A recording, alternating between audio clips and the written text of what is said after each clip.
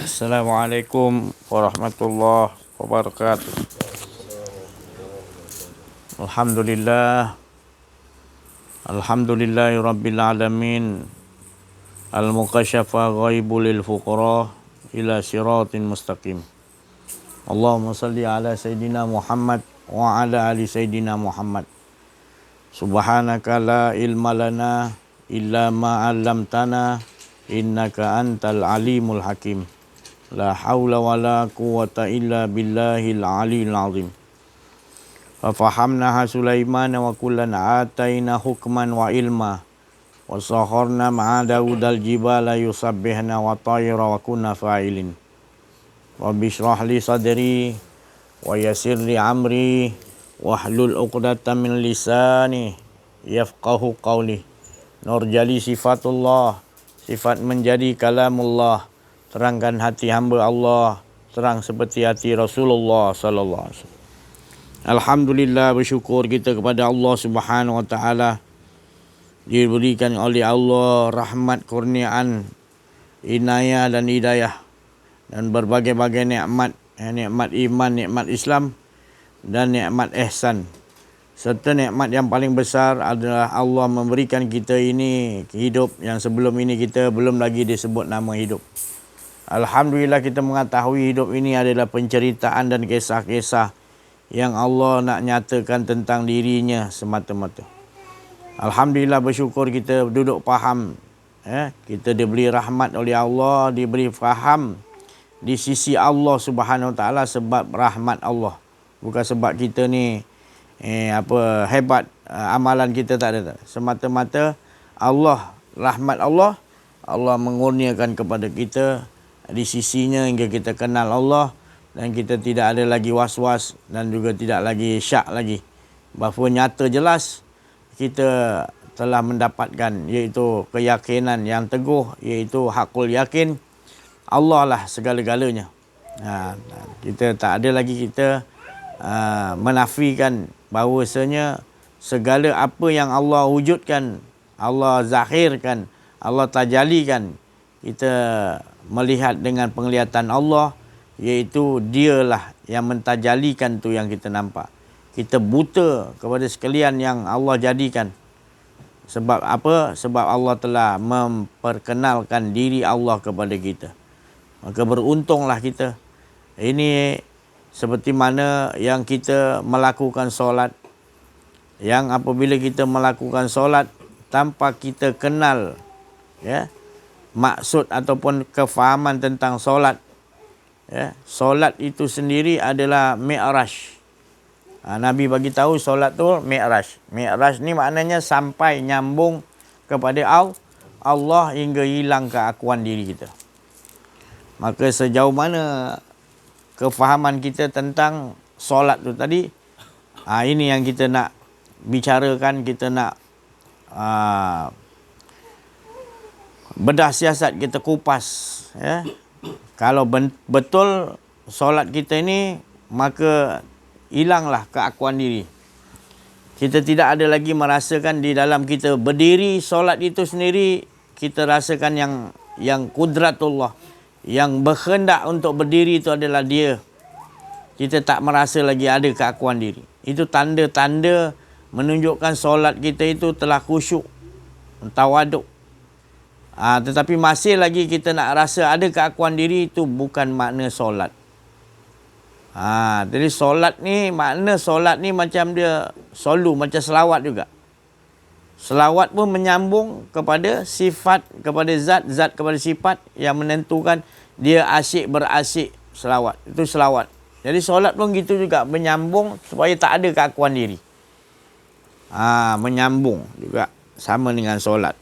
Solat dengan solu sama juga. Jadi kita nak letakkan diri kita sentiasa berada di dalam keadaan solat, maka kita kena pastikan yang solat kita ni berhasil. Berhasil bersungguh-sungguh merasakan tidak ada keakuan diri. Ini yang manusia zaman sekarang ni, penghujung zaman kita, jarang ataupun kurang sangat kita dengar yang faham. Jadi banyak yang kita lihat masih lagi solat dalam keadaan ada keakuan diri. Bila solat dia ada keakuan diri, maka ini yang disebutkan oleh Allah lalai. Di dalam solat lah lalai, celaka ataupun rugi. Maknanya orang yang solat tu tapi dia lalai, ada keakuan diri, rugilah. Rugi. Berada di dalam azab. Sebab masih lagi membuat pengakuan dirinya ada, Allah pun ada. Sedangkan Allah SWT di setiap keadaan menyuruh kita menafikan. Asyhadu an la ilaha illallah. Kita menyaksikan bahawa tak ada. Menafikan. Kita menyaksikan semua yang kita saksikan tu tiada. Melainkan Allah yang mengadakan. Jadi Allah lah yang kita nampak dahulu. Tempoh hari macam mana yang diceritakan oleh Fadil Ustaz Auza'i, dia kata kalau kita melihat pokok, contoh pokok tu ada harga lah macam pokok gaharu. Dia tengok pokok tu dah 100 tahun lebih, ada harganya, kita nampak seolah-olah kekayaan. Kita tak nampak pokok tu, kita nampak di sebalik pokok tu ada kita boleh jual, boleh dapat banyak keuntungan. Itu dari segi nampak keuntungan di situ. Tapi sebenarnya bila orang melihat pokok, dia tak nampak pokok, dia tak nampak keuntungan, dia nampak siapa yang menjadikan tu tadi, lebih beruntung lagi. Lebih beruntung lagi bila kita nampak di sebalik tu, tidak aku nampak pokok tu, melainkan Allah lah penciptanya dulu aku nampak. Maka ini maqam ni tadi yang kita tak semua orang tahu, dan zaman kita ni jarang orang yang nak ngajarkan ke situ. Sebab dia nampak material sesuatu yang Allah jadikan, dia nampak itu lah. Di sebalik yang menjadikan tu dia tak nampak, dia buta. Maka itu dia berada dalam kerugian. Dia masih memikirkan lagi keuntungan kepada dia, tidak nampak keuntungan tu tadi adalah yang mencipta tu yang kita nampak lebih beruntung lagi. Sebab sentiasa kita mengesakan Allah, mewahid, menombor satukan Allah, itulah dikatakan yang paling beruntung. Orang yang paling beruntung. Dalam setiap sekarang ni, setiap detik kita beruntung ni. Kenapa? Kita tak ada keakuan diri. Tapi jarang ilmu mata pelajaran ini yang diamaliahkan ni, jarang kita jumpa orang yang berkedudukan begitu. Yang kita lihat berkedudukan adalah aku pergi mengajar sini berapa dapat, aku pergi sini, aku pergi sini, aku pergi sini. Dia memikirkan masih lagi makhluk. Masih lagi memikirkan makhluk untuk kepuasan. Padahal itu semua bukan kepuasan. Itu satu bentuk yang akan membawa kerugian, kebinasaan. Sebab dah pengakuan mengatakan tak ada. Yang betul-betul harganya adalah Allah Subhanahu Wa Taala. Kita mengesakan Allah Subhanahu Wa Taala. Perhatikan dalam kehidupan kita ni. Adakah kita bersungguh-sungguh untuk menafikan keakuan diri kita dan kita isbatkan, kita tetapkan Allah. Di situ tempat yang paling nikmat, yang tak ada nikmat yang lebih besar. Tetapi bila kita tak mengaji kenal diri, kenal Allah ni, kita nampak yang lain. Yang Allah tu tak Allahu Akbar dah. Kita hanya sebut aja Allahu Akbar, tapi kita tak rasakan betul-betul kebesaran Allah. Sebab kita masih nampak ada yang lebih besar pada Allah. Tak boleh. Sama pun menyamakan Allah besar, kita pun besar, yang lain pun besar. Tak boleh juga. Jadi kebesaran tu tadi yang kita nak bedah siasat, nak lihat kan. Bagaimana kita ngangkat aja takbiratul ihram, Allahu Akbar, dah senyap dah, semua senyap dah. Kita tak ada otak kita memikirkan yang lain dah. Kita nampak keagungan kebesaran Allah dah. Berdiri, rukuk, sujud, duduk antara dua sujud. Semuanya kita nampak dia, bukan kita dah. Di situ nama dia tadi. Yang dikatakan solat. Dia dah menyatu, nyambung kepada Allah. Yang ada dalam itu adalah munajat antara dia, sifat dan juga zat. Munajat. Berkata-kata dia dengan dirinya juga. Bukan dua.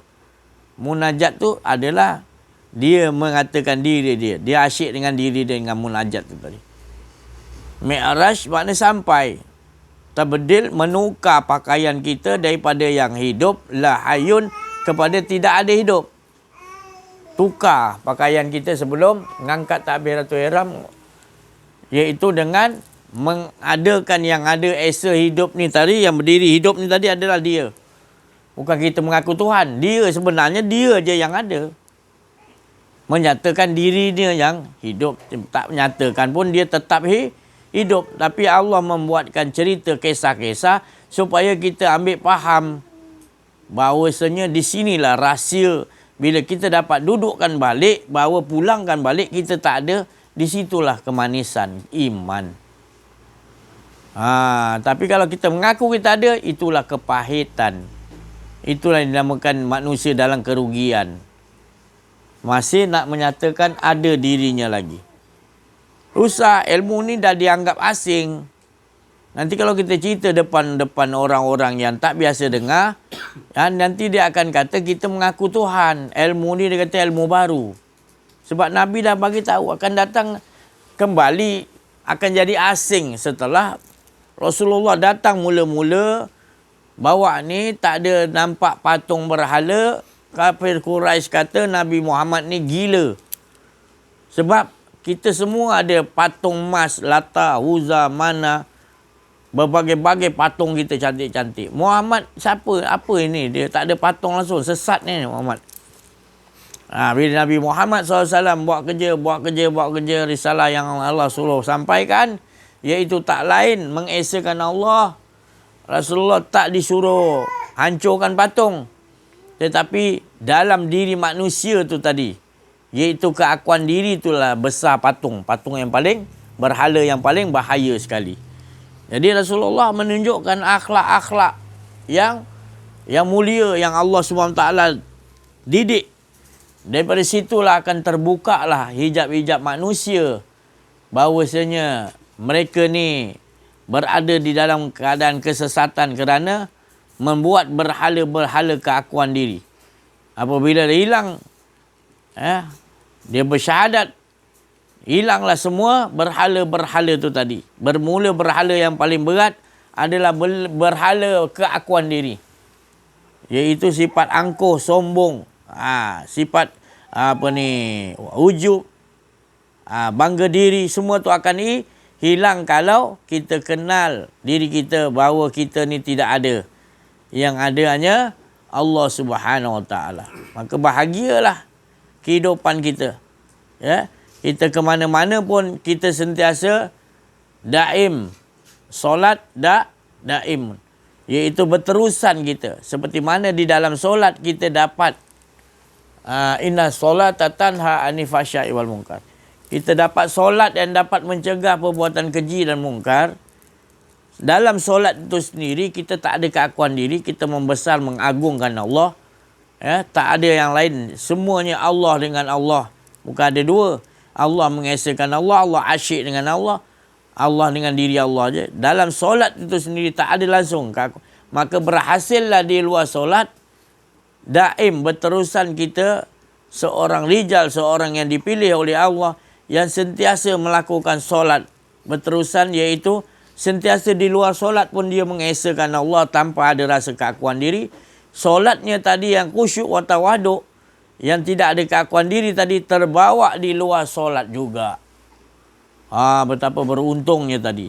Nilai yang paling tinggi kedudukan amalan itu adalah yang dipandang oleh Allah hebat adalah bila dalam solat itu dia tak ada keakuan diri, maka solat dia menjadi amalan yang paling hebat di sisi Allah. Kerana Isra' wal Mi'raj, perjalanan Nabi Muhammad SAW berjumpa dengan Allah Subhanahu Wa Taala, Allah menganugerahi kepada Muhammad dan umatnya, iaitu solat. Solat ni cukup nikmat sebenarnya, bukan beban. Tapi bila kita tak kenal diri, tak kenal Allah, kita rasa solat ni beban. Tapi bagi yang kenal diri, kenal Allah, solat ni bukan beban.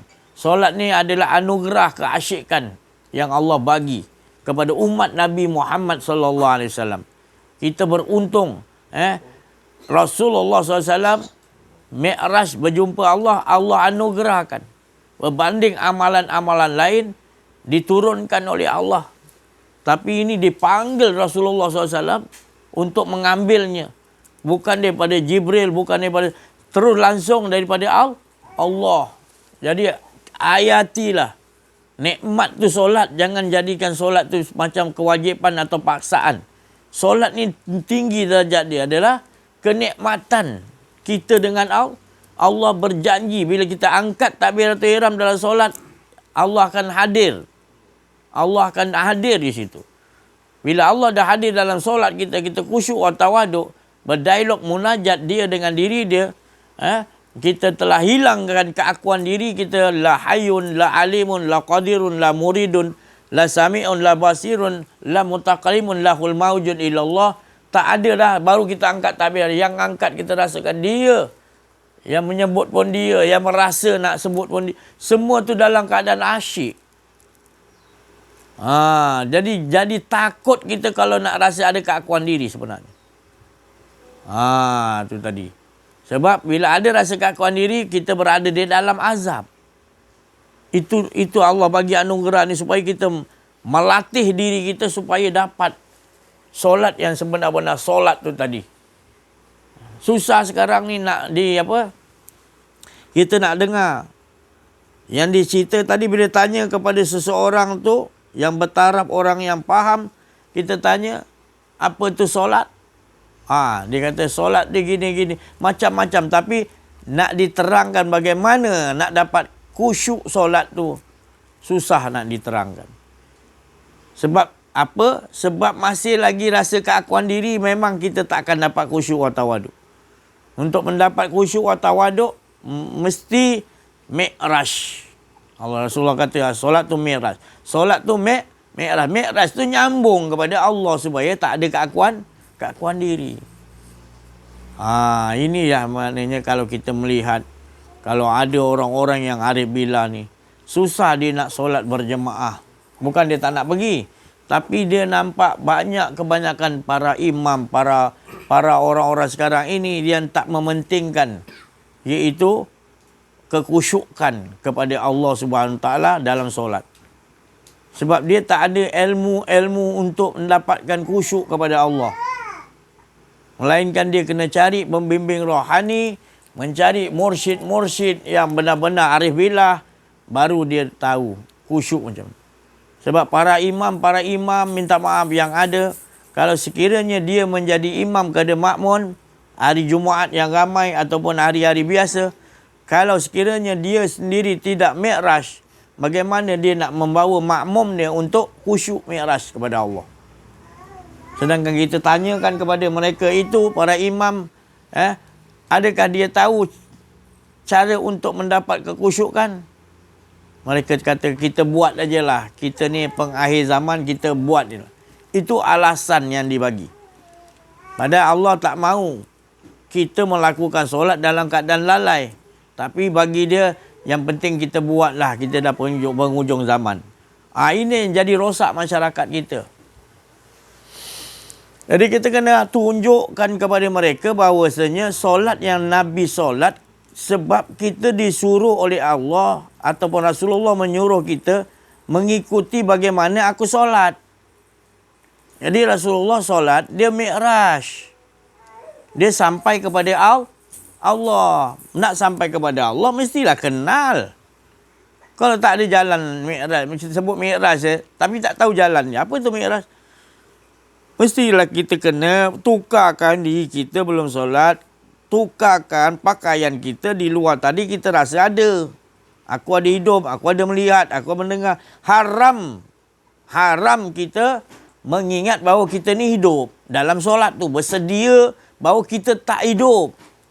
Yang hidup hanya Allah. La hayyun, tak ada hidupku melainkan hidupmu. Itu cara nak dapat khusyuk. Baru boleh mi'raj. Dan kalau kita rasa ada keakuan diri, usolli lagi aku engkau, maknanya masih lagi beratlah. Dah peringkat umur dah makin meningkat, masih lagi.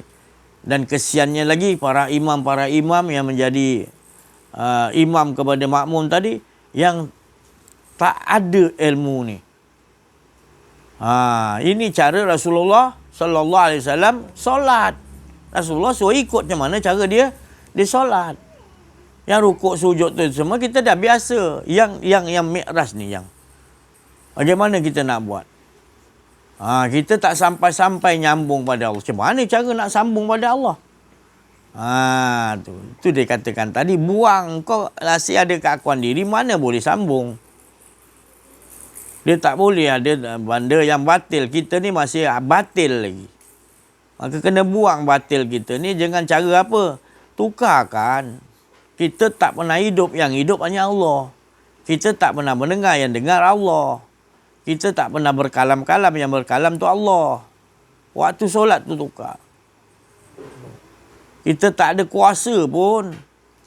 Yang kuasa yang ada bukan pinjam pun, kuasa Allah. Kalau pinjam kita nak kena ganti balik, mana mampu kita.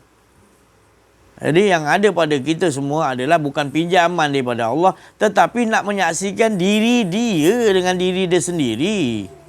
Itu je nak kena faham. Itu ngapa degil sangat nak rasa ada aku diri lagi, buat apa? Itu kan satu benda yang innal insana lafi khusr.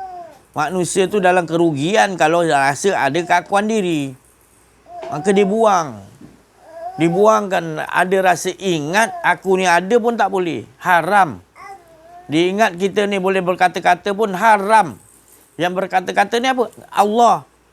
Tadi aku nampak kau cakap bukan kata-kata aku, kata-kata Allah. Kau katalah Ayun tidak ada hidup ni, kau hidup. Bukan hidup aku, tapi hidup Allah. Yang hidup ni Allah. Kita ni hanya diberi hidup. Jangan ngaku-ngaku kita hidup. Itu jadi masalah. Kita mengatakan la ilallah, kita mengatakan asyhadu alla, menyaksikan. Tak ada la tak ada, semua kita pun tak ada. Tapi dalam pada itu, di luar solat ataupun di luar pelajaran ni, kita ngaku lagi. Angkat air, kita rasa kita. Melihat, kita kata. Berkata-kata, kita kata-kata. Apa pun keadaannya, kita rasa ada kita lagi. Masih ada lagi kita tu tadi akan membawa penyesalan. Akan membawa kerosakan. Sampai bila pun solat kita selagi ada keakuan diri, kita takkan mi'raj. Dia mi'raj ni kena buangkan tanggal. Jangan ada pakai lagi hadis. Walau sehalus zarah pun tak boleh. Tak boleh ingat langsung. Kena tumpukan perhatian kita. Tak ada kita ni. Dia semua. Barulah khusyuk, ya Allah. Barulah sedap solat kita rupanya. Ini solat ni sedap ni. Rasulullah SAW sampaikan tengah malam tu berdiri solat tu lama. Sampai bengkak kaki pun tak rasa bengkak kaki. Best, seronok dengan Allah Subhanahu Wa Taala. Kita ni berat. Sebab tak faham. Kalau tu faham tadi, orang yang biasa ibadah dengan Allah, yang faham, automatik tengah malam lagi dia khusyuk dengan Allah SWT. Lagi dia seronok waktu tengah malam tu, waktu seronok qiyamul lail. Dia rasa betul-betul dengan Allah Subhanahu Wa Taala. Bahagia dia. Kalau tertinggal satu malam qiyamul lail, dia punya menyesal, dia punya menangis. Dia rasa rugi. Serugi-ruginya tadi. Sebab seronoknya tengah malam beribadah kepada Allah. Dia betul-betul boleh menumpukan perhatian dengan Allah. Maka itu Allah gambarkan, Allah tu turun di langit dunia 1/3 malam, Ustaz tu. Kita kena faham, bukan Allah tu ke atas turun bawah. Tu. 1/3 malam maknanya 1 × 3 maknanya 4. Syariat, tarikat, hakikat, makrifat. 1/3 tu makna 4. 1/3 4. Iaitu syariat, tarikat, hakikat, makrifat. Iaitu af'al, asma, sifat dan zat. Dia semata-mata. Dan Allah turun di malam. Malam tu makna mati. Jadi mati kan. Bila kita mati, tak ada keakuan diri, turunlah. Tapi kalau ada keakuan diri, tak mati, tak turunlah. Mana tak turun tu makna nak syarat untuk kita nak rasakan Allah harus mati. Malam, lailam. Perjalanan Nabi SAW, Isra wal Mi'raj, iaitu di samping waktu malam, tapi malam bagi pengetahuan orang ahli ibadah, malam tu adalah mati. mati. Maknanya gelapkan semua, yang terang hanya Allah Subhanahu Wa Taala. Maka itu barulah diperjalankan oleh Allah. Bila kita tak mati, ada keakuan diri, kita rasa kita berjalan kaki. Pergi kedai tu naik apa? Jalan kaki. Bukan kudratullah.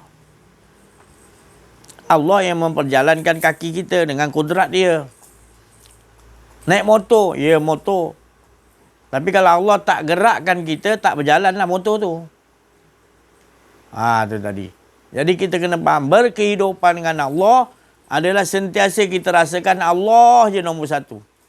Kita tak nampak lagi keakuan diri kita. Itu orang yang beruntung. Solatnya solat orang yang khusyuk.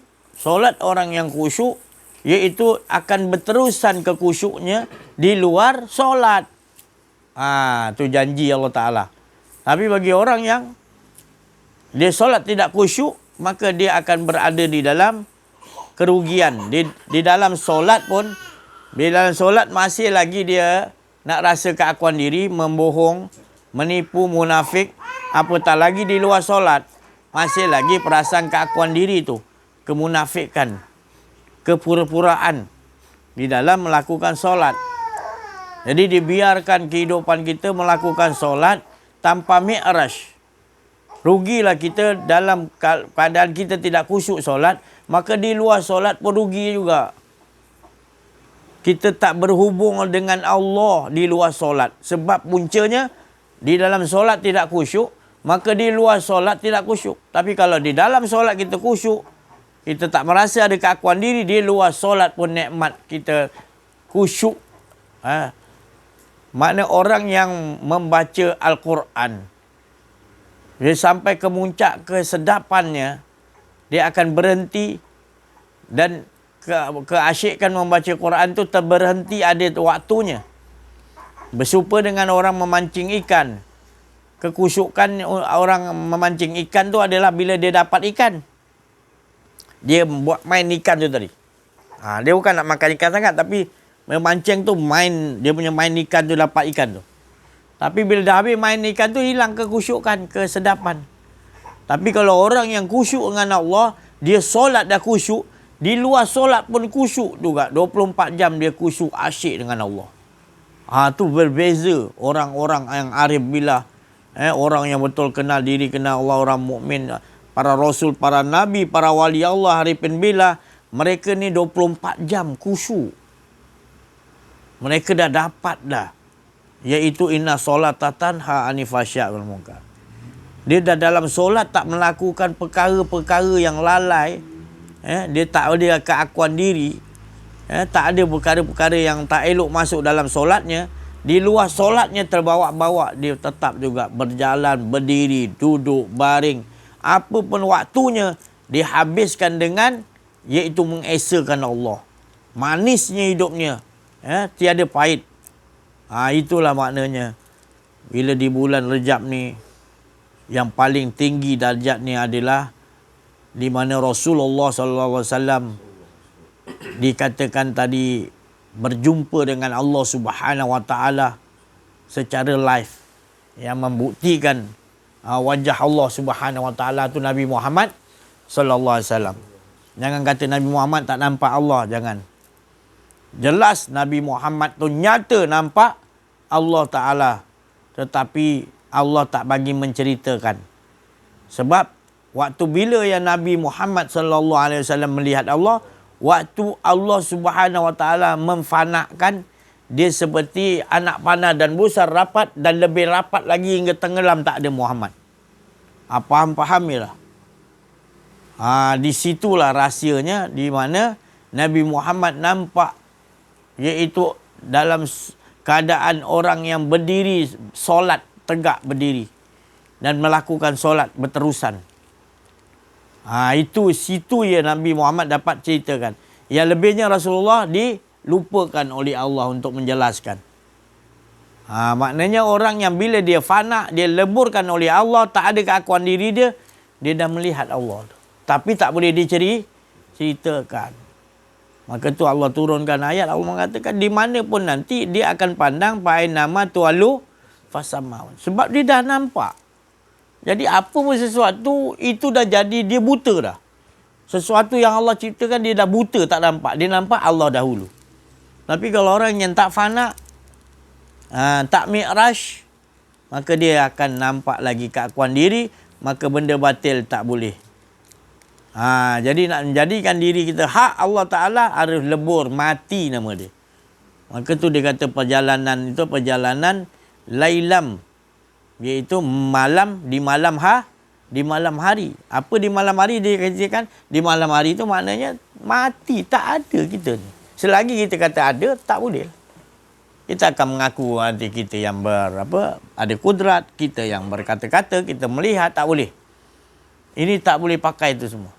Yang kita boleh pakai, kita melihat dengan penglihatan Allah. Allah jelas bagi tahu, la tudrikul absar. Kalian semua tak ada mempunyai penglihatan, Allah Ta'ala kata. Wa huwa yudrikul absar. Cuba kita renungkan, bedah siasat kita pakai sekarang ni. Selama ni hari, adakah kita melihat atau kita melihat dengan penglihatan Allah? Kalau kita dah yakin kita akan melihat dengan penglihatan Allah, pasti yang kita lihat kita tak nampak lagi barang tu. Pasti kita akan melihat yang menjadikan barang tu, iaitu Allah. Buat kata Sayyidina Abu Bakar, tidak aku pandanglah sesuatu itu melainkan Allah dahulu. Sayyidina Ali, tidak aku pandang sesuatu, dalamnya Allah lah aku pandang. Sama juga maksudnya. Ditukarkan, pandangan tu pun ditauhidkan kepada Allah. Baru manisnya hidup kita dengan Allah, manisnya hidup dengan Allah. Makan minum kita dengan Allah. Rasulullah bagi tahu Ali, makan minumlah engkau dengan Allah. Bagaimana? Engkau makanlah dengan suapan tangan kudratullah. Rezeki-rezeki itu yang ada semua daripada Allah Subhanahu Wa Taala. Dia yang menumbuhkan gandum itu tadi, dia menumbuhkan. Itu maksudnya makan minumlah engkau dengan Allah, supaya darah daging yang tumbuh dari makanan yang engkau makan minum dengan Allah, itu akan tidak membawa engkau mengaku keakuan diri engkau. Dan tak buat engkau bermaksiat kepada Allah Subhanahu Wa Taala. Jadi kalau kita makan minum, kita tak buat gitu, maka kita makan minum, kita bersama dengan nafsu kita. Bila dengan nafsu kita akan bawa kita ke arah ke jalan yang merugi. Ya. Ke jalan azab. Tapi kalau kita makan minum aja, kita dah nampak dah. Iaitu kita makan minum dengan Allah Subhanahu Wa Taala. Allah yang memberikan karunia kepada kita dan kita merasakan betul-betul yang menumbuhkan makanan ini. Yang menggerakkan kita, tangan kita untuk suapkan ke mulut kita adalah daripada kudrat tangan kekuasaan Allah. Jangan gambarkan pula Allah tu macam tangan, bukan. Mana kudratullah, kita pun tak memiliki tangan. Tetapi kita sangka kita memiliki. Sebab tangan ni Allah juga yang memperbuat. Dan kudrat yang Allah masuk dalam tangan tu tadi adalah kudratullah juga. Jadi satu habuk pun tak ada pada kita. Itu benar apa yang Allah bagi tahu pada kita. Peganglah kalimat sakti tu, iaitu la ilaha illallah. Banyak-banyak kita kena aksiru min qawli la ilaha illallah. Sebut banyak-banyak sampai nyata dan jelas betul dalam kehidupan kau tak ada dah yang ada kehidupan Allah, yang ada pendengaran Allah, yang ada penglihatan Allah, yang ada kudrat Allah, yang ada kehendak Allah, yang ada semua kalam-kalam yang adalah kalam-kalam Allah. Apa yang kita dengar adalah dengar yang masuk pada diri kita adalah daripada pendengaran yang kita dengar, tak lain adalah suara-suara Allah Subhanahu Wa Taala. Berkehidupan kita gitu, ya Allah, manisnya. Ya, bila orang-orang yang begini, Allah maksudkan nanti inilah orang-orang yang dikatakan aku punya kekasih-kekasih di muka bumi. Yang sentiasa 24 jam tak ada dia buat lain. Dia ngesakan aku aja. Dia membesarkan aku, dia mengagungkan aku, itu kesukaan dia. Aku cop dia mereka ini kekasih-kekasihku. Barang siapa yang memusuhi kekasih-kekasihku, aku istiharkan perang begini. Jadi jaga-jaga orang gini. Orang-orang begini kebanyakan kita tengok dia macam terkena banyak manusia-manusia ni banyak gelarkan dia sesat, banyak tolak dia, macam tak pandang dia. Jaga-jagalah. Jangan sampai kita terikut dengan rentak orang yang tak kenal diri, tak kenal Allah. Kita anggap orang ni macam tak ada guna di dunia ni. Padahal dia yang menyelamatkan kita. Disebabkan adanya dia, Allah Ta'ala tak jadi nak turunkan azab. Kalau adanya dia tu tadi, maka aku nak turun azab tak jadi, Allah Ta'ala kata. Sebab ada kekasihku di muka bumi. Kalau dah tak ada nanti, Allah mudah je nak turunkan azab. Begitulah yang Allah Ta'ala kata, ini kekasihku. Barang siapa yang bertemu dengan awliya, ada kekasihku di dunia ini, maka dia telah berjumpa dengan aku. Begitu sekali Allah bagi tahu tingginya darjat orang yang mengaji ilmu, mengenal diri, mengenal Allah. Kita ni dicop insan kamil, manusia yang sempurna. Sempurna macam mana? Tak ada dah keakuan dirinya. Yang ada dia mukamil, dia membesarkan yang maha sempurna, iaitu Allah. Tu makna manusia sempurna. Jadi jadikan gitu. Saya teringat arwah Datuk Harun Din. Dia kata, kita ni matlamat hidup kita jadikan, kita paling tidak nak kenal diri kita sampai dapat cop insan kamil, dia kata. Dia arwah Harun Din, dia kata. Kerana manusia ni dia darjat yang paling tinggi bagi manusia. Ya. Tadi kita ni cari pangkat-pangkat untuk tinggikan keakuan diri. Bukan saya cakap tak bagus. Tapi kita lupa ada yang paling tinggi di sisi Allah adalah menjadi insan kamil. Tengok kita mengejar-ngejar nak cari ni gelaran ni. Angkat JKK, dapat ketua kampung, dan jadi ketua kampung jadi tak datuk jadi Tan Sri nak Datuk Sri. Habis sekali Tun. Tu. Kalau ada lagi pada Tun pun nak kejar lagi. Pasal kita buta tak nampak pangkat yang Allah Ta'ala tu nak bagi pada kita adalah pangkat insan kamil tu yang dipandang mulia oleh Allah. Kerana manusia hamba yang kenal diri, insan tu, dia sempurnanya adalah dia tak ada merasa ada keakuan diri. Dia hamba Allah betul-betul. Dia ikut betul-betul. Sami'na wa ata'na. Dia dengar, dia terus taat, dia meluru taat. Disuruh pergi mana-mana pun dia bergegas pergi. Sebab panggilan-panggilan suruhan-suruhan Allah Subhanahu Wa Ta'ala. Ni tadi. Dia insan kamil, maka dia akan pergi kepada mukamil, kepada yang maha, yang lebih sempurna, iaitu Allah Subhanahu Wa Ta'ala. Tak ada lagi yang lebih sempurna. Ini yang dimaksudkan arwah Harun Din tu. Kita masing-masing di dunia kita kena capaian ni. Baru kita ni selamat. Tapi kalau kat dunia kita tak dapat ni, maka kita akan membesarkan keakuan diri. Kita akan membesarkan kita punya kehendak-kehendak. Tak kena je lah. Kita nak ni tak, sebenarnya kehendak-kehendak yang kita nak turutkan takkan sempurna. Jadi sempurnanya bila kita mencapai insan kamil, kita akan jadi manusia yang benar-benar mentaati, ikuti apa saja yang telah ditentukan oleh Allah, iaitu sentiasa wa qada rabbuka. Tetap hati kita dengan Allah dan ikut ta'budu apa saja yang sistem yang Allah dah tentukan dalam kehidupan kita. Tak lain kita nak mengesakan Allah, itulah makanan kita, ya, yang sejak kita ni terjadi di alam roh, itulah roh kita, hanya makanan kita mengingati Allah, asyik dengan Allah. Itu adalah modalku, kata Rasulullah SAW. Mengingati Allah, asyik kepada Allah, itu maknanya modal lah, modal. Kalau tak ada modal, habislah kita. Jadi modal kita 24 jam adalah Allah. Jangan sampai kita lupa tak ada modal kita. Tak ada modal, macam nak untung. Jadi modal, Rasulullah kata, modalku adalah mengingati Allah, asyiknya dengan Allah. Itu modal Nabi Muhammad SAW tanpa ada rasa keakuan diri. Dan juga kebanggaan Rasulullah SAW adalah bila dia ada rasa keakuan diri, dia menyesal dan mengadukan kelemahan dia kepada Allah. Kebanggaanku, mengadukan kelemahan diriku kepada Allah, kebanggaanku. Diolahkan lagi. Yang dulu 20 tahun, 30 tahun ada terasa macam nak ingat keakuan diri. Bagi dia silap besar tu yang dia ingat tadi. Dia ingat, bangga dia mengingatkan balik dosa-dosa kesalahan yang dilakukan. Itu sunnah Nabi.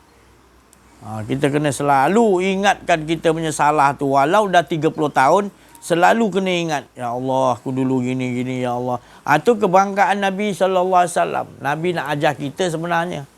Supaya jangan jemu-jemu mohon ampun kepada Allah. Kerana kesalahan yang kita lakukan tu akan jadi baik bila selalu kita menyesal. Allah tu bagi kita buat tak baik, bukan supaya kita terus buat tak baik. Tapi akan Allah bagi penyesalan, kesadaran. Itu lebih baik sesuatu kesalahan yang kita tak sengaja atau sengaja terjadi atas izin Allah, bukan kita punya kehendak. Itu satu kebaikan bila kita menyesal. Bukan kita kata, tak apa ni Allah dah tentukan, tak payah. Tak. Kita menyesal, kita mengadu, ya Allah aku lemah, Allah aku banyak lalai, ya Allah. Aku insaf, ya Allah. Engkau yang bagi kesedaran kepadaku, ya Allah. Jangan bagi aku ulang lagi. Itu mengadu tu Allah Ta'ala suka. Seperti Nabi Adam alaihissalam yang sekali silap tapi sujudnya berpuluh tahun. Menyesal. Sekali silap. Kita satu hari berapa kali, berapa banyak. Sujudnya pun susah nak sujud, nak minta ampun. Berbeza dengan Nabi Adam. Jadi malu kita. Kiranya banyak kita buat silap tapi minta ampun kita macam cecah-cecah ya. Macam melepaskan batuk di tangga, orang kata. Tak bersungguh-sungguh menyesali. Maka itu kita terus melakukan kesalahan sebab kita tak sedar, buat tak sedar. Lepas tu kita beramal pula sikit, kita rasa macam-macam kita perlu minta. Pada amalan kita pula itu dalam keadaan tidak khusyuk. Tidak berasa asyik dalam amalan kita. Ini yang berlaku dalam kehidupan kita. Adanya tukarlah sistem cara kita ni. Kita janganlah bersandar dengan mana-mana pun. Melainkan kita bersandar betul kepada Allah Subhanahu Wa Taala, menanggung sendiri cacat cela kesalahan kita, kita tanggung. Kita menanggung sendiri dan menyesal sendiri betul-betul di hadapan Allah. Jangan kita mengharapkan pengharapan kita selain daripada Allah Subhanahu Wa Taala. Kita tanggung, kita harus menyerahkan diri kita kembali kepada Allah, menyesali atas perbuatan-perbuatan kesalahan kita. Yang mana terlalu berat kesalahan kita yang kita lakukan. Kerana kitalah yang mana kalau dibebankan di bahu kita, salah kita. Yang dulu-dulu dibebankan di bahu kita, bumi tak larat nak memikul. Kita kena ingat gitu. Memang kesalahan kita terlalu berat. Kalau dibebankan salah-salah kita di bahu kita, langit tak dapat tutup banyaknya. Kita kena anggap gitu. Jadi kita takkan sibuk memikirkan orang lain punya kesalahan. Kita akan memikirkan bagaimana nak menghilangkan kesalahan kita. Kita bersungguh-sungguh dengan Allah. Mengadu hal keremahan kita kepada Allah. Rasulullah kata itu kebanggaan. Jadikan itu satu kebanggaan. Kita mohon ampun kepada Allah itu satu kebanggaan juga. Supaya ikut jejak langkah Nabi Muhammad SAW. Jadi kita berkata dengan Allah lagi, ya Allah, sesungguhnya amalanku, apa pun yang aku buat, kebaikan itu semua, ya Allah, tak ada apa-apa, ya Allah. Itu semua daripada Engkau. Dan sesungguhnya, ya Allah, lebih aku harapkan adalah ampunan-Mu. Jadi kita lebih harapkan Allah Ta'ala ampunkan kita daripada Allah mengira-ngira segala amalan-amalan baik yang kita buat. Itu adab-adab di hadapan Allah Ta'ala yang Rasulullah SAW ajarkan. Sebab apalah yang kita nak bawa amalan baik kita di hadapan Allah, tak malu ke kita? Sedangkan banyak kesalahan kita lakukan. Kalau nak dihitung, lebih berat lagi salah kita daripada amalan baik yang kita lakukan. Jadi lebih baik kita faham, ya Allah, sesungguhnya ampunan-Mu, rahmat-Mu, belas kasihan-Mu lebih diharap di sisi kami daripada segala amalan baik yang kami lakukan. Cukup Allah Ta'ala suka tu. Ya, Rasulullah kata cukup Allah Ta'ala suka bila kita mengakui. Yang bahayanya, kita buat baik banyak-banyak, kita mengaku, ya Allah kau nak balas apa? Itu bahaya. iaitu kita dah rasa takabur di hadapan Allah, sedangkan kebaikan yang kita dapat buat itu berasalnya daripada rahmat dan kurniaan Allah. Di hadapan Allah kita nak ingatkan balik kita telah buat, padahal Allah tu Maha tahu. Dia bagi kau kudrat iradat untuk boleh buat ilmu, engkau mengatakan nak mengingatkan Allah balik baru engkau dah buat, tak malu ke? Jadi itu orang yang tidak kenal Allah dia akan berbuat gitu, kerugian. Tapi bila orang yang kenal diri, kenal Allah, dia tak akan buat. Dia akan mengatakan dirinya sentiasa bersalah. Dirinya tadi tak mampu, janganlah hitung aku punya amalan. Amalan aku tak ada apa, tak ada guna apa aku, ya Allah. Malahan kesalahan yang banyak. Malang nasib aku, ya Allah. Lihatlah wajah aku yang malang ni, ya Allah. Yang mana engkau telah utus 2 malaikat menulis baik dan buruk. Telah tertulis buruk aku, ya Allah. Maka tak dapat dipadam, dihilangkan, melainkan dengan rahmat yang kasih sayang kurniaan-Mu saja, ya Allah. Malang nasib, tak ada kemalangan yang lebih berat menimpaku, ya Allah, melainkan kemalangan dosa-dosa yang telah aku lakukan, ya Allah. Tolonglah aku, ya Allah. Itu di situ Allah suka mendengar rayuan-rayuan yang original begitu, yang mengaku betul-betul kesalahannya kepada Allah tu, bangga Allah Ta'ala. Allah Ta'ala memiliki hamba yang sedar ini kesalahan dia. Memang hamba ni tak sunyi daripada berbuat kesalahan. Jadi hambaku menyerah diri kepadaku. Hambaku tahu tempat untuk dipulangkan, dia mintakan keampunan, dia tahu kepadaku. Allah tu menerima, suka kepada hambanya, dengar rintihan hamba-hambanya yang betul-betul menyesali, merayu kepada Allah. Allah cukup suka. Itulah kita nak dudukkan dari makam tu sempena bulan Rejab ini, bulan Isra wal Mi'raj, kemuncak dia. Kalau Syaban ni 10 Syaban, pertengahan Syaban. Kalau Ramadan Lailatul Qadar. Jadi kemuncak bulan Rejab ni, orang tanya saya apa amalan yang paling best, paling bagus. Orang ni cakap gini, orang ni cakap gini. Itu terserah. Kalau engkau tanyakan kepadaku apakah amalan, maka sentiasalah engkau hidup diperjalankan oleh Allah. Jangan kau merasakan hidup ini dirimu yang membawa.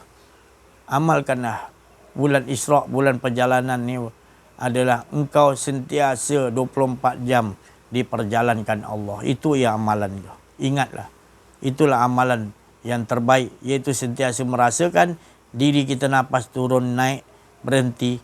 Apa pun kita buat, keluar roh kita, angkat tangan, kaki bergerak, apa pun kita rasakan, semua dia yang memperjalankan kita.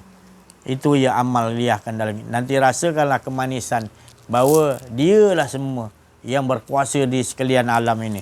InsyaAllah. Saya rasa cukup sampai situ dulu. Kita minta tambahan pencerahan daripada Al-Fadil Ustaz Ahmad Auza'i Al-Masri dan juga Syekh Latif dan juga teman-teman saudari.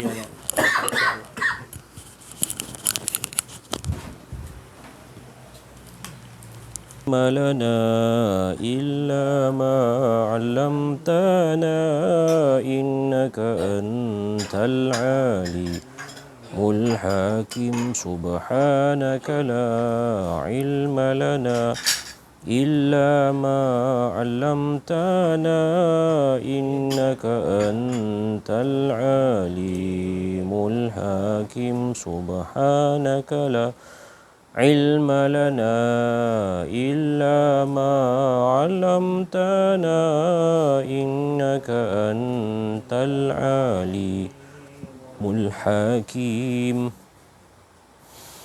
إنا فتحنا لك فتحا مبينا إنا فتحنا لك فتحا مبينا إنا فتحنا لك فتحا مبينا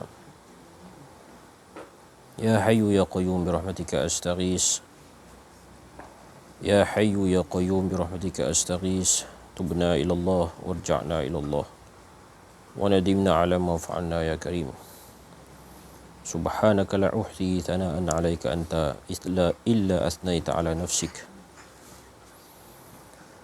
ولا تكلنا إلى أنفسنا طرفة أعين ولا أقل من ذلك يا نعم المجيب يا نعم النصير يا نعم الوكيل. Terima kasih kepada para hadirin hadirat, kepada Syekh Abdul Aziz dan juga para santri yang dirahmati oleh Allah Subhanahu wa taala. Yang paling bertuah sekarang ini para santri yang bernama Noh, Ahmad Noh. Inilah generasi yang diharapkan kecil-kecil lagi dah dengar talk sebegini. Dulu masa Abi kecil macam kamu, tidak lagi ataupun tak dapat nak mendengar percakapan-percakapan begini.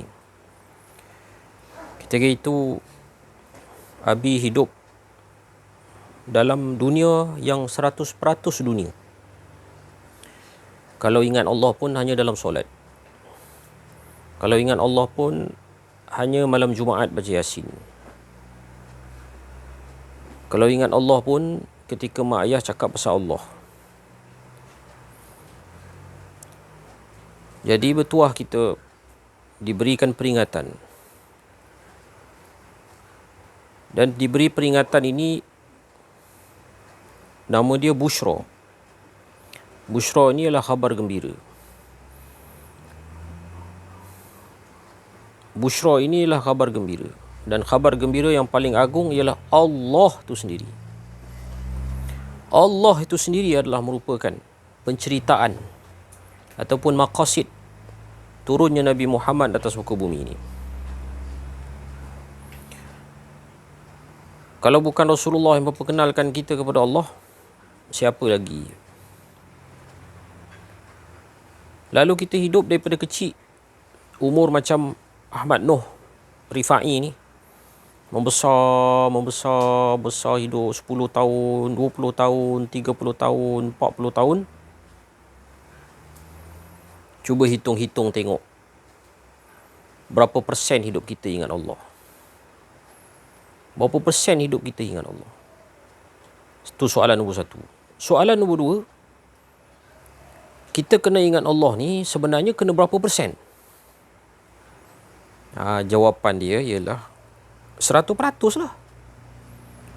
100% lah. Allahumma salli ala Muhammad. Seluruh alam ini dijadikan untuk Nabi Muhammad. Dan Nabi Muhammad tu sendiri dijadikan untuk Allah, kekasih Allah. Lalu Allah bertanya, aku ni dijadikan untuk siapa?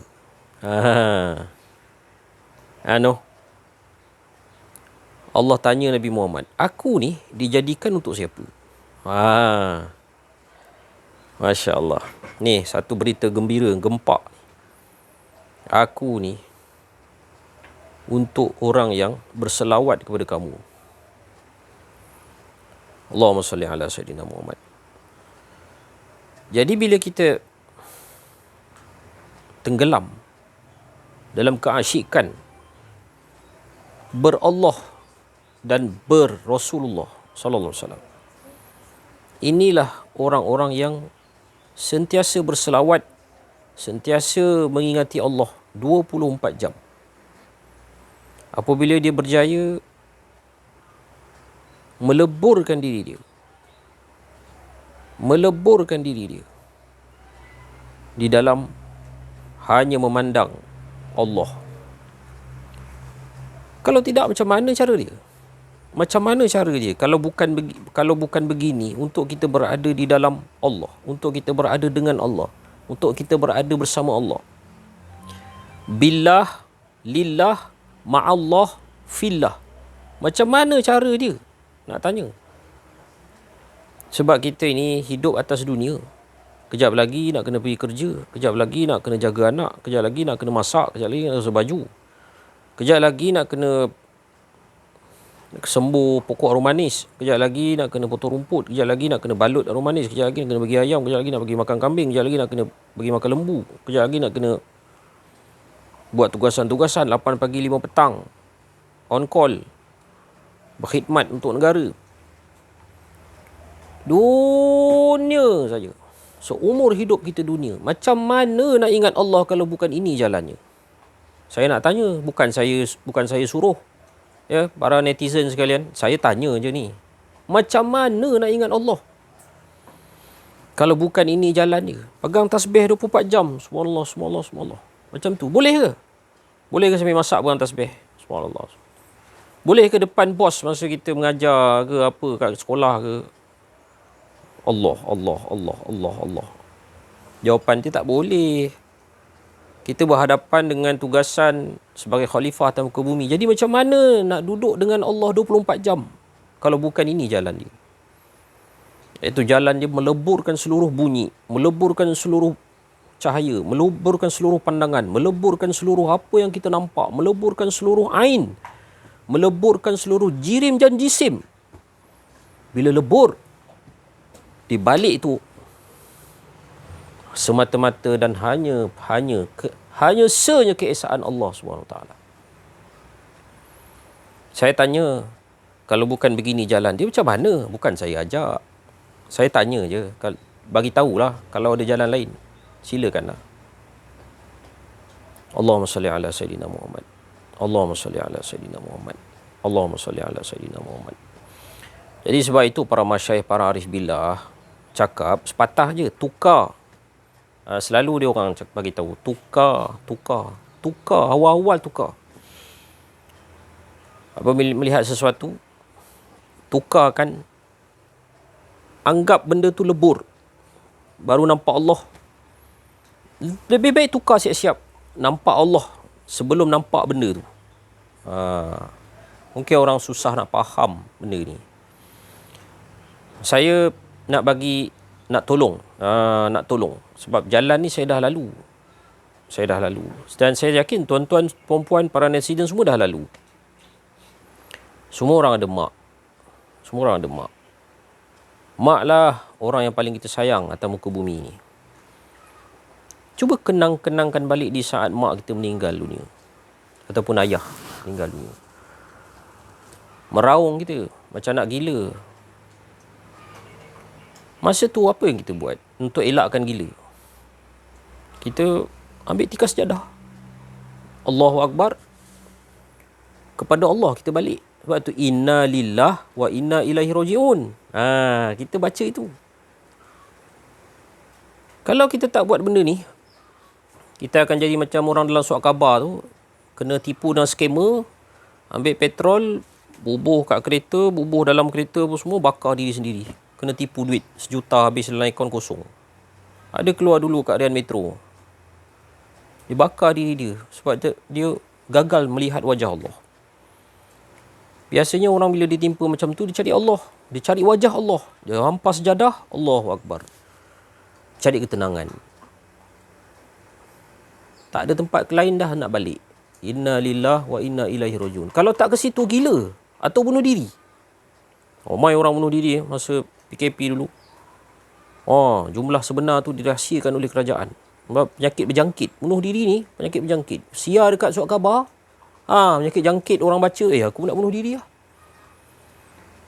Ni menteri bagi tahu saya, dirahsiakan jumlah sebenar orang bunuh diri, berita-berita, gambar-gambar dirahsiakan daripada tatapan umum kerana bunuh diri ni rupanya penyakit berjangkit. Orang semua ada masalah bunuh diri. Inna lillahi wa inna ilaihi raji'un. Jadi benda yang kita sayang tu, bila dah tak ada, jisim, jasad dia dah fana, hancur, Allah dah ambil, baru kita nampak wajah Allah. Apa kata? Bubuh Allah dulu awal-awal sebelum dia diambil oleh Allah. Sebelum dia diambil, bubuh siap-siap wajah Allah depan. Nampak Allah, baru nampak mak kita. Bubuh siap-siap awal-awal. Bubuh orang Perlis kata, bubuh dah awal. Wajah Allah dulu, barulah sampai kepada benda yang kita kasih tu. Bukan tak ada dalil benda ni. Sayyidina Umar kata kat Rasulullah, "Wahai Rasulullah, kaulah ya Rasulullah yang paling aku sayang selepas diriku, mak bapak aku sayang kat engkau." Wahai Umar, Rasulullah kata, itu belum beriman. Belum beriman, wahai Umar. Sebelum kau nampak wajah engkau sendiri, wajah mak bapak engkau sendiri, kau kena letak sayang Allah, sayang Rasul dulu. Baru kau sayang diri engkau, baru kau sayang mak bapak engkau. Dan demikian itu barulah engkau beriman. Allahumma salli ala Muhammad. Kalau begitu ya Rasulullah, aku perbetul. Aku perbetul. Aku nampak engkau dulu. Aku sayang engkau dulu. Aku cinta engkau dulu. Allah dan Rasulullah. Barulah diriku sendiri. Dan demikian mak bapak aku. Dan selepas itu baru mak bapak aku. Rasulullah kata, kau beriman. Subhanaka la ilma lana illa ma'alamtana innaka antal alimul hakim. Rabbi syrah li sadri wa yassir li amri wa ahlul 'uqdatam min lisani yafqahu qawli. Selepas deritanya hilang, a'za, orang Arab panggil a'za, iaitu penderitaan ataupun kesakitan rohaniah. A'za, kecederaan emosi. A'za, penderitaan emosi akibat kehilangan ayah dan ibu. Allahumma salli ala Sayyidina Muhammad. Kemudian Allah uji lagi dengan dia ambil soulmate, iaitu soulmate. Soulmate ni, soul ni roh, mate ni pasangan. Soulmate, dia ambil isteri kita ataupun suami kita, dia ambil. Oh, dia punya a'za dia berpuluh kali ganda daripada, rupanya berpuluh kali ganda daripada kematian ibu dan ayah. Subhanallah. Bertuah ni masing-masing yang masih ada isteri, yang masih ada suami, kecintaan kepada kamu, kepada isteri ataupun suami masing-masing, di tengah-tengah tu sebelum sampai kepada suami kamu adalah kecintaan wajah Allah Subhanahu Wa Taala. Allahumma salli ala Sayyidina Muhammad. Betulkan balik akidah ni. Ini adalah akidah. Dengan demikian barulah kita beriman. Kecintaan kepada suami, kecintaan kepada isteri, di tengah dan teraju dia, dia punya nukleus dia adalah kecintaan kepada Allah dan Rasul. Siapa suruh taat suami? Allah. Siapa suruh kasih kepada isteri? Allah dan Rasulullah. Jadi Allah tu sebagai sumber. Allah tu sebagai sumber kehidupan. Allah sebagai sumber pegangan. Allah sebagai sumber akidah. Allah sebagai sumber tauhid. Allah sebagai sumber kita tempat berpegang. As-Samad. Allah sebagai sumber kasih dan sayang. Barulah dia mencapah kasih kepada isteri, kasih kepada anak, kasih kepada masyarakat, kasih kepada ibu ayah. Macam tu juga. Ya, anak-anak kasih kepada ayah, kasih kepada guru, kasih kepada syekh. Di tengah tu, sebelum sampai kepada syekh tu, wajah Allah dulu, wajah Rasulullah dulu. Semua benda macam tu. Mudah-mudahan falsafah yang Allah lah sendiri yang ajar saya. Saya tak boleh nak kata apa. Pasal saya tak boleh kata benda ni mak bapak saya ajar. Saya tak amanah dengan ilmu. Saya tak boleh kata benda ni cikgu saya ajar. Saya tak amanah dengan ilmu. Siapa yang ajar saya benda ni? Saya kena kata dengan amanah ilmu. Allah yang ajar saya. Nak buat macam ni, saya terpaksa kata minta maaf. Bila saya kata Allah ajar saya, orang jadi pelik, panggil kita sesat lah. Apa ni Allah ajar dia? Tak buat macam mana? Kalau tidak, saya jadi orang gila. Kalau tak nampak wajah Allah lah. Na'udzubillah. Tak boleh hidup normal tu, yang kematian isteri ataupun kematian suami ni. Ada orang yang recover sampai 3 tahun. Ambil masa 3 tahun. Macam-macam lah pengalaman sahabat-sahabat. Ada seorang hamba Allah ni yang bercerita, dia sebelum nak pulih selama 3 bulan dia kematian isteri dia, setiap malam dia menangis. Setiap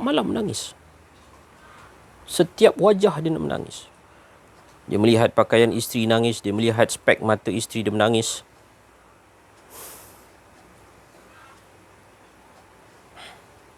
Dia melihat peninggalan, yang tinggal hanya IC dia. Tengok IC. Nangis. Cepat-cepat letak wajah Allah. Ini Allah punya, ini Allah punya, ini Allah punya, ini anak Allah punya, ini Allah punya, Allah, Allah, Allah. Tu welcome recover balik, move on, menghadapi kehidupan dalam perjuangan balik, on track balik. Tak payah lama-lama. Di alam kesedihan, di alam air mata, dapat kelebihannya itulah. Dapat menjadi manusia normal dengan cepat. Dapat redha dengan cepat. Alhamdulillah, itu faedah dan buah apabila kita sentiasa melihat wajah Allah, wajah Allah, wajah Allah. Bukan tak ada dalil. Fa'inama tuallu fasamma wajhullah. Setiap perkara yang disebut oleh para masyayikh seperti Ustaz Aziz ni, bukan tak ada dalil. Kita yang tak jumpa dalil. Baik Al-Quran, baik hadis, ada dalil dia. Fa'ainama tuallu fasamma wajhullah. Seruan melihat wajah Allah ni bukan tak ada dalil. Fa'ainama tuallu fasamma wajhullah. Dan jikalaulah orang-orang lain yang berhati cemberut menyatakan bahawa ini merupakan ajaran yang apa ni, melihat wajah Allah, habis tu ni kerusi ni Allah, tu almari Allah. Na'udzubillah, minta maaf cakap, inilah dia orang yang nama dia jahil, bukan sebarang. Jahil bukan kaleng-kaleng, tetapi jahil murakkab. Jahil yang bersusun-susun, tak dapat nak diajar lagi. Bermaknanya di peringkat yang sebasic-basic ilmu akidah, iaitu sifat 20 pun dia tak jelas. La haula wala quwata illa billah. Dan sifat 20, qaimun binafsihi, wahdaniyah, qudrah, iradah, ilmun, hayyun, sama' basar, kalam. Allahumma salli ala sayyidina Muhammad. Mukhalafatuhu lil hawadith. Macam mana pula dia boleh buat tuduhan sebegitu, sedangkan ini semua kursi ke, pokok ke, batu ke. Bila kita kata nampak wajah Allah, dia tuduh kita kata itu Allah.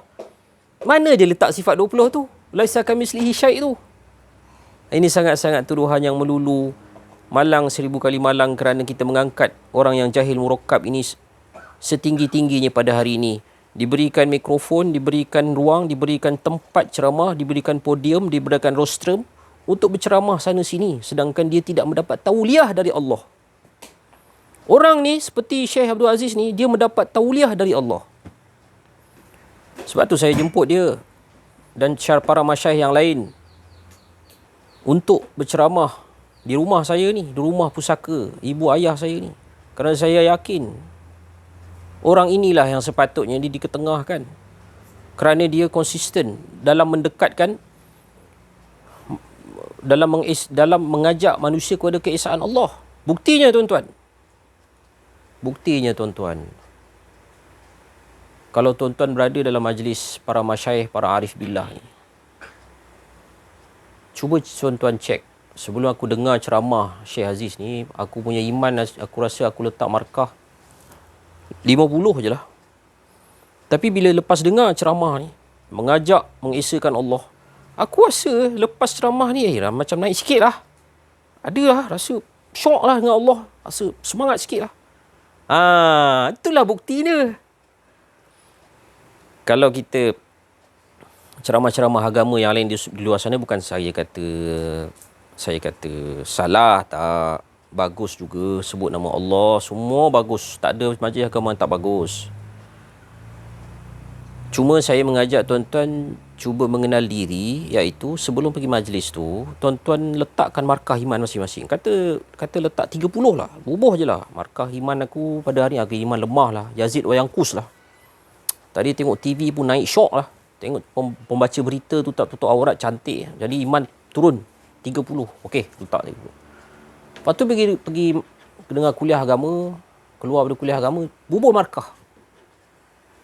Kalau saya minta maaf, saya terpaksa jujur. Kebanyakan kuliah, kalau kita pergi dengan iman 30, keluar pun saya rasa 30 juga.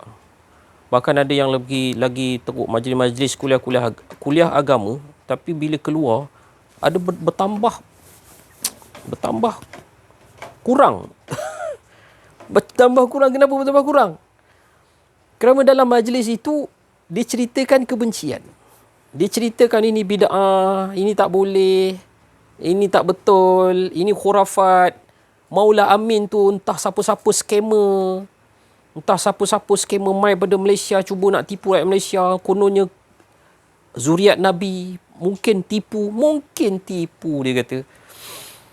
Bila keluar dari majlis macam ini, saya rasa minta maaf banyak lah. Bukan salah, saya tak nak salahkan majlis tu. Saya salahkan diri saya. Kalau saya letak markah iman saya 30, fail lah tu 30, markah lulus 50. Keluar dari majlis macam ini, jadi 29.5. Kerana majlis agama itu majlis yang mencaci, bukan mengajak keesaan Allah, yang membida'ahkan lagi. Sekali sebulan kemudian baru Allah bagi tahu kita siasat, dia memang Ahlul Bait, disahkan oleh kerajaan Morocco. Habis yang celaan kamu tadi, mana minta maafnya? Mana minta maafnya? Ustaz Azhar Idrus pun kata, mana boleh kita dakwa dia bukan Ahlul Bait? Kalau dia mendakwa diri Ahlul Bait, siapa kita? Ustaz Azhar Idrus punya fatwa. Tapi walau macam mana pun, saya salahkan diri saya lah. Sepatutnya majlis-majlis agama menambahkan iman. Tapi bila saya pergi majlis macam tu yang mencela ulama', saya rasa hati saya bertambah hitam. Bukan makin syok dengan Allah. Tapi kalau saya menghadiri majlis Arif Billah, hati saya makin syok dengan Allah. Makin syok dengan Allah. Makin gembira. Sebab tu saya, walau apa juga orang kata, Allahumma salli ala, teruskan. Maju terus, jalan terus ke depan. Kalau kita yakin dengan keimanan bahawa ini suatu kebenaran dan itu juga merupakan daripada Allah jua semata-mata. Wassallallahu ala sayyidina Muhammad wa ala alihi washabihi wasallam. Minta maaf terlajak cakap, terkasar bahasa, terada keakuan diri, tidak terniat di hati ini, melainkan semuanya mengajak kepada kasih sayang, kecintaan dan kecintaan. Sallallahu ala sayyidina Muhammad wa ala alihi washabihi wasallam. Walhamdulillahirabbil alamin. Bismillahirrahmanirrahim. Assalamualaikum warahmatullahi wabarakatuh. Alhamdulillahi rabbil alamin al-mukasyafa ghaibul fuqara ila siratal mustaqim ila siratal mustaqim la haula wala quwwata illa billahil aliyyil azim. Bersyukur kita kepada Allah Subhanahu wa taala pada pagi yang mulia ini dapat kita bersama-sama berkumpul menyatakan diri keesaan Allah Subhanahu wa taala, keagungan Allah Subhanahu wa taala, yang mana tak lain hala tuju je la ilaha illallah, menafikan segala keakuan diri kita yang ada hanya Allah. Itu yang sebenarnya kita dah lama kita tinggal benda ni. Dah lama kita tak perkatakan benda-benda ni semua. Disebabkan apa? Tenggelamnya ilmu mengenal diri, mengenal Allah ni sebabkan apa? Itulah. Sebab kita dah lama tak mendekati orang-orang soleh, dah lama kita tak mencari orang-orang yang boleh membimbing hati kita kepada Allah Subhanahu Wa Taala. Seperti yang dikatakan Mursyid Arif Billah, boleh bimbing hati kita kepada Allah Subhanahu Wa Taala. Kalau kereta kita rosak, kan, kita rosak, kita tak cari tukang paip. Kalau motor kita rosak, kita tak cari tukang kayu. Tapi kereta kita rosak, kita tetap cari pomen kereta. Pomen kereta yang tahu tentang dalaman enjin dalam kereta tu. Dan kita, kalau kereta rosak pun kita tak cari tukang cat kereta, tak. Kita tetap cari orang yang membetulkan kereta dalaman kita, dalaman kereta tadi tu. Tu. Berpandukan kepada bidang masing-masing. Sebab tu yang dikatakan tadi, apabila kita mencela orang-orang yang pomen kereta ni, lebih kurang itulah. Dia bukan bidang dia. Sebab kata Ustaz Auni, engkau syariat, engkau bidang syariat, kan? Engkau nak perkatakan orang makrifat dan sebagainya, ataupun orang tarikat dan sebagainya, itu bukan bidang engkau. Engkau hanya pegang peta, engkau tahu pergi Pulau Pinang, pergi Bukit Merah, tengok melalui peta je. Dia buka peta, tapi dia tak pergi pun. Tapi orang yang Arif Billah ni, dia dah pergi, dia dah masuk alam tu dah. Nak cerita macam tu lah. Dia dah masuk dia. Itu bidang dia, Allah Ta'ala bagi. Pengganti Rasulullah SAW selepas para sahabat, wali-wali Allah, itu dia pembimbing rohani Rasulullah SAW bagi tahu, ada pembimbing rohani nak bimbing. Punya sayang Allah SWT kepada kita. Punya sayang Allah SWT kepada kita, dan punya sayang Rasulullah SAW kepada kita. Laqad ja'akum rasulun min anfusikum azizun 'alaihi ma anittum haritun 'alaikum bil mu'minina raufur rahim. Fa in tawallaw faqul hasbiyallahu la ilaha illallah wa alaihi tawakkaltu wa huwa rabbul 'arsyil 'azim. punya sayang Rasulullah SAW kepada kita. Hingga lahir yang Rasulullah beritahu, pembimbing rohani untuk mendidik hati kita, bawa hati kita kepada Allah Subhanahu Wa Taala. Kalau tak kita dah tersesat jauh dah. Ada kita nak nyatakan apa dalam kehidupan kita ni semua Allah Taala semua. Kan, ada tak kita sebelum ni? Macam Syekh Aziz beritahu tadi. Kita nyatakan yang dulu tu tak nyatakan Allah. Kita bawa ni 30 tahun ke 40 tahun ke, bawa pada hari ni. Bawa pada hari ni. Dosa-dosa kita ni yang tak menyatakan Allah ni. Itu sunnah Nabi. Itu sunnah Nabi. Itu yang Rasulullah suka. Rasulullah bangga. Kita nyatakan dosa-dosa kita kepada Allah SWT dengan apanya? Yang paling utamanya, keakuan diri. Kita tak nyatakan Allah Ta'ala. Kita nak bercakap ni pun, kan? Kita nak bercakap tu kita bukan harap lagi. Serah pada Allah SWT supaya kalam Allah ni, mutakallimun Allah ni, supaya sampai kepada hati rohaniah orang yang mendengar, termasuk pendengar-pendengar YouTube. Saya tak ada daya upaya, tuan-tuan, perempuan dan jemaah-jemaah sahabat-sahabat rakan YouTube. Saya tak ada daya upaya nak cakap. Kan?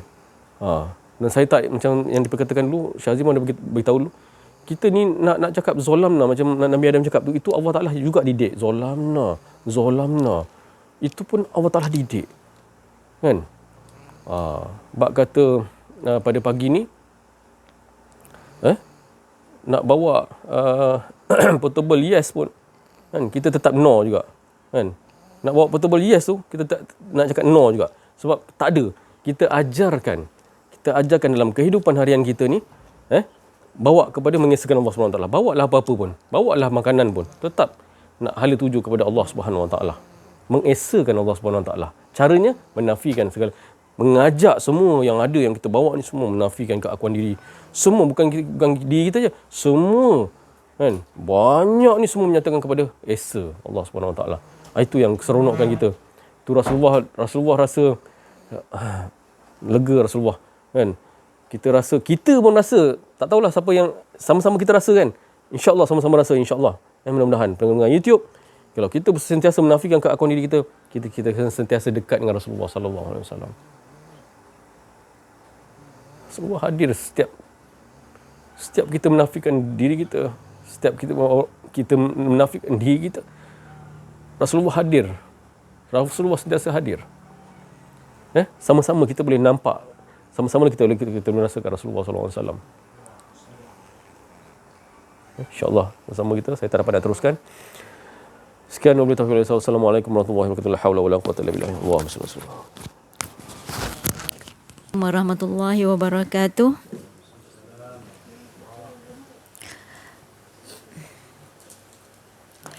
Alhamdulillah, dalam majlis talk ini masih lagi saya diperingatkan tentang berkehidupan dengan Allah 24 jam.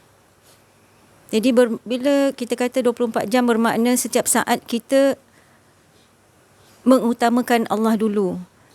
Setiap saat Allah first. Jadi itu yang ditekankan setiap kali dalam majlis talk. Dan saya syukurlah kerana berada di dalam majlis ini secara live. Jadi di antara kehidupan yang kita lalui ataupun semua lalui, kita makan, kita minum, kita bersembang, kita berjalan, kita ke sana kemari, macam-macam perbuatan kita lakukan. Dan antara yang perbuatan yang paling kita perlu ambil ingatan adalah masa kita solat. Biasanya kalau solat, luar nampak solat tapi dalamnya hilang. Kita akan pergi kepada Jayajasko, kita akan pergi ke kebun, kita akan pergi kepada anak, kepada semua kita akan pergi. Jadi yang tinggal hanya nak kata ingat Allah pun wallahu alam. Jadi di sini saya diingatkan lagi, bila kita solat, bila kita takbir sahaja, kita ingat bila kita angkat tangan, kudrat tu datang daripada mana? Kudrat tu datang daripada kudrat Allah. Kita boleh rokok, kita boleh sujud, kita boleh berkata-kata. Bukan kita yang ada tu semua. kita kembalikan balik semua tu adalah pada Allah. Iaitu daripada kalimah asyhadu an la ilaha illallah. Jadi di situ kita bersaksi apa? Kita bersaksi bahawa kita tak wujud, makhluk tak wujud. Yang wujud hanya Allah. Jadi kalau kita bersungguh-sungguh menafikan diri kita, kita tak ada, makhluk tak ada, barulah Allah muncul dan barulah kita dapat merasa Allah tu ada.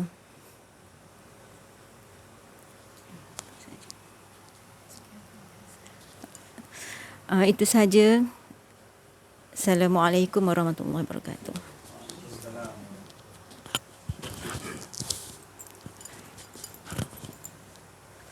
Bismillahirrahmanirrahim. Assalamualaikum warahmatullahi wabarakatuh. Alhamdulillah, sama juga seperti Kak Sharifah,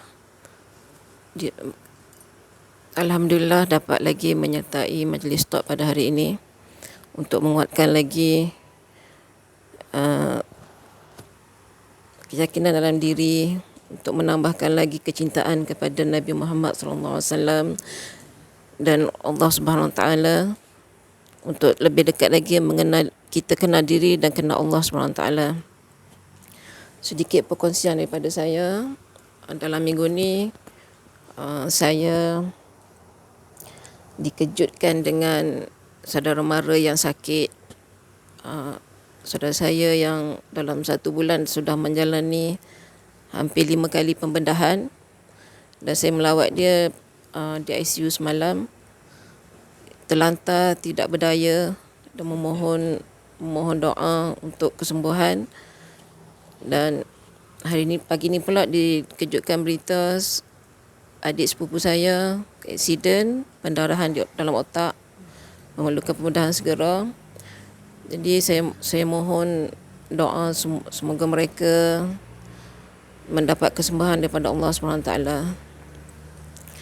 Cuma saya terfikir-fikir, sekiranya kita berada dalam keadaan tu, kita tidak kenal diri, tidak kenal Allah, apa yang kita akan buat pada masa tu? Diuji dengan kesakitan yang tidak mampu, tidak terdaya. Adakah kita mengeluh? Kita akan menyalahkan orang lain. Jadi masa tu, di situlah kita dapat merasakan bahawa apabila kita berada dalam keadaan senang atau keadaan susah, sakit macam mana pun, Allah yang kita cari dulu. Dan Allah yang kita perlukan Allah dalam apa jua keadaan. InsyaAllah bila kita sakit, kita redha di atas kesakitan itu. Semoga kita terus mendapat rahmat Allah Subhanahu Wa Taala. Itu sahaja perkongsian saya daripada saya. Wabillahi taufiq wa hidayah. Assalamualaikum warahmatullahi wabarakatuh. Kepada Allah Subhanahu Wa Taala. No pun makan banyak ya, lengkong tu sampai habis. Ya. Alhamdulillah. Alhamdulillah kita. Apa yang diucapkan oleh Ustaz Auza'i Al-Masri tadi betul. Bila kita kematian isteri tu paling memang menyayat hati. Sebab hidup kita, nikah ni makna kasih sayang. Mana nunjukkan wajah Allah. Kita berhidupan dah lama berkasih sayang. Nikah ni maknanya artinya kasih sayang. Hidup dalam kasih sayang bila terpisah. Ibaratnya pijak bumi pun tak terpijak rasa. Rasa seperti tak pijak di bumi. Bila isteri atau suami kita meninggal kan. Begitulah. Tapi nak bagi tahu itu semua cerita lah. Kita duduk dalam bab mengenal diri, mengenal Allah, kita nampak cerita dia lah. Dia nak bagi kita pengalaman. Ya, jangan sekali-kali kita pisah dengan Allah. Itu juga ada tuju dia. Ya, pisah dengan Allah tu lebih bahaya ya Allah. Kau pisahkan apa pun semua tu tak apa lagi ya Allah. Jangan sampai engkau tu berpisah dengan ku. Itu maknanya dia nak nengok diri kita ni. Memang berat ujian tu isteri kita ataupun suami meninggal ke isteri. Memang berat. Apa kata nak kita bijak kat bumi tak terasa. Otak terkelain. Separuh mana enjin, separuh itu hilang. Enjin dah. Tapi tak apa. Kita ni ada ilmu ni. Kita ada Allah. Allah nak tengok macam mana kita. Betul-betul tak? Itu maknanya. Terima kasih Allah bagi kita ujian untuk kita betul-betul lagi kukuh dengan Allah. Kita memandang ni semua cerita dia. Kita tak pandang lain. Fil silmi kafah. Kata Ustaz tadi, 24 jam menyeluruh kita demi Allah, dengan Allah. Menyeluruh, fil silmi kafah. Menyeluruh. Ustaz, menyeluruh. Maknanya menyeluruh tu 24 jam lah. Kita latih diri kita. Lesen L ke, jatuh balik, bangun cepat. Allah balik. Jangan biar lama-lama. Ya. Nanti Allah yang jatuh bangun, Allah yang bangunkan kita. Ya. Allah yang tetap. Tak ada istilah kita jatuh bangun lagi dah. Semuanya cerita dia je kita nampak. Nak bangunkan dia, nak jatuhkan pun dia. Semua dia. Semuanya bagus saja kita nampak. Susunan hidup kita bahagia je. Selagi kita rasakan Allah bagi. Apa pun Allah Ta'ala nak ambil, kita dah boleh bersedia. Sebab jangan engkau sudah ya Allah. Kita dah latih gitu. Engkau tu jangan sampai tak ada ya Allah. Yang lain tak apa. Ini semua hanya cerita engkau je. Yang engkau tadi, yang pembuat cerita tu jangan tak ada. Itu lebih malang daripada segala malang yang menimpa kita. Kita olahkan. Mana macam saya Latif bagi tahu, apa pun kita kena mencari guru pembimbing rohani.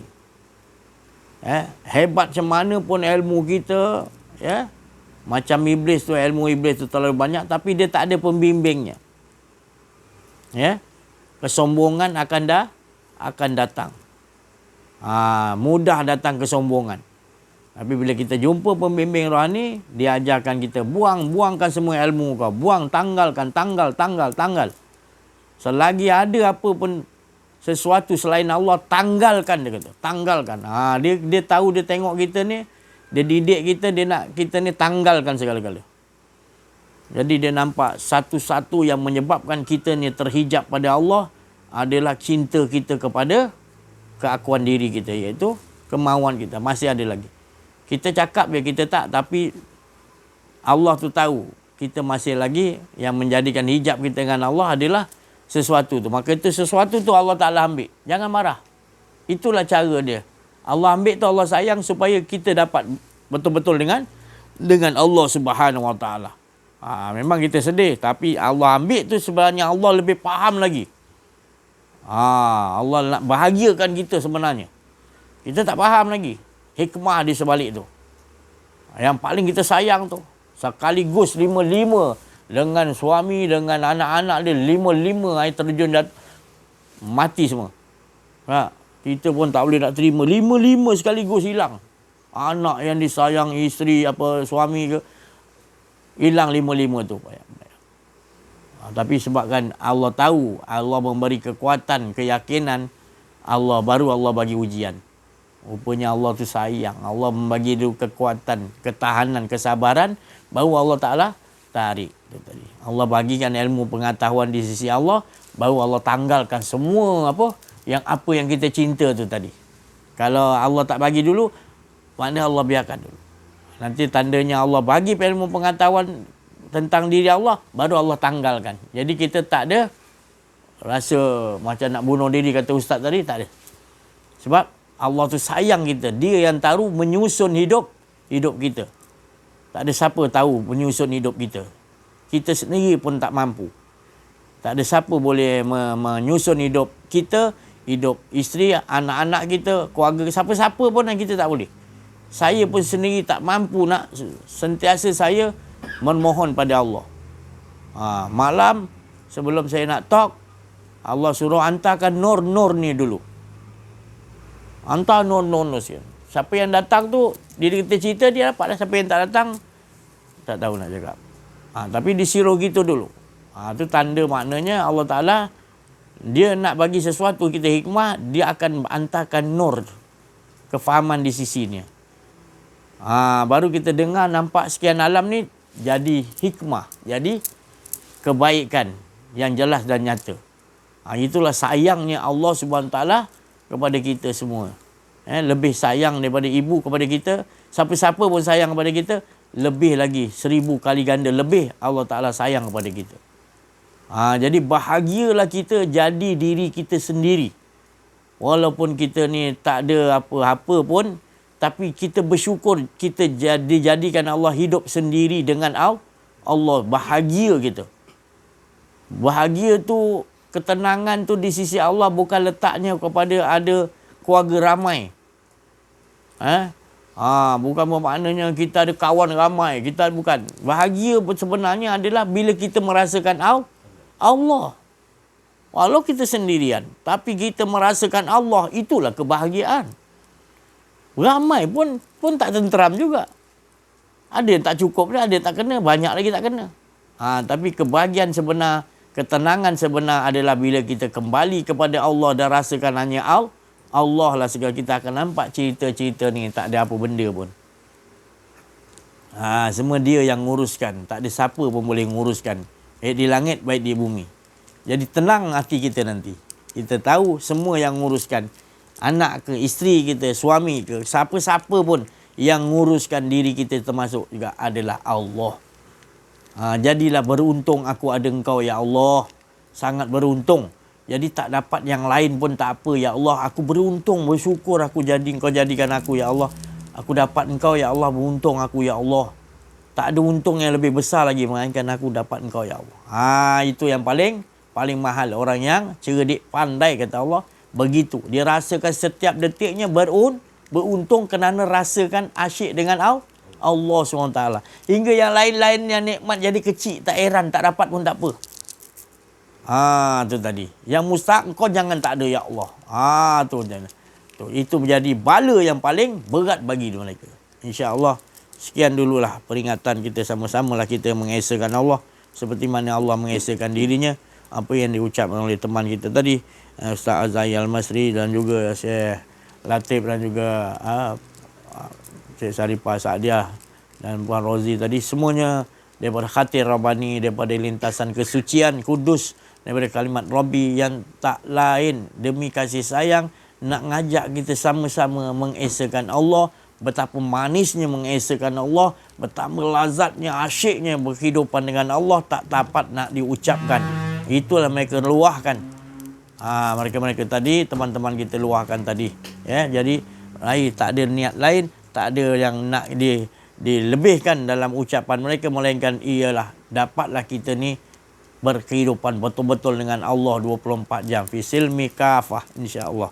Saya rasa cukup sampai situ dulu. Mohon maaf atas kekurangan kesilapan dalam menyampaikan. Terima kasihlah perhatian semua.